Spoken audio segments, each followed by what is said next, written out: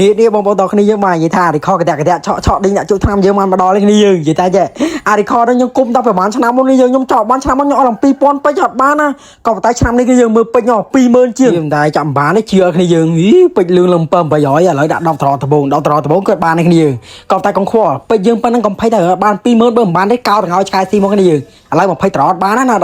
អីមួយសម្រួលអារម្មណ៍មីស្ទ័រណាសម្រួលអារម្មណ៍ដាក់10ត្រទៀតមើលវាមិនតែបានទេមើលដាក់10ត្រទៀតអស់តែពេជ្រផ្លាប់អេជួយ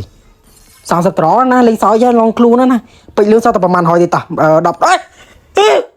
បាទហើយអូ40ត្រគ្នាយើង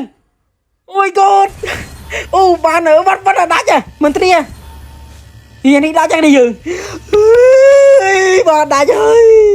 ម៉ែអត់ទិញយ៉ាងនេះយើងអត់តែប្រហែលពេជ្រហ្នឹងអូយលង្កប់សេរីអត់តែបាត់តែ3-400ពេជ្របានអូកប់សេរីគ្នាយើងចង់សើគ្នាគាត់ចង់ចាយពេជ្រលឿងឲ្យដែរអ្នកគ្នាអាចទៅទិញនៅខាងក្រៅ Bistore បានដោយអ្នកគ្នាដាក់តែ1000នេះក៏បានដែរគ្នាយើងគឺ25%អ្នកគ្នាទទួលបាន11ពេជ្រអ្នកគ្នាបាច់ទៅថតសុំគេដែលជឿដល់គ្នាយើងអញ្ចឹងអ្នកគ្នាអាចចូលទៅដាក់បានក្នុង website ក្រៅ Bistore អរគុណ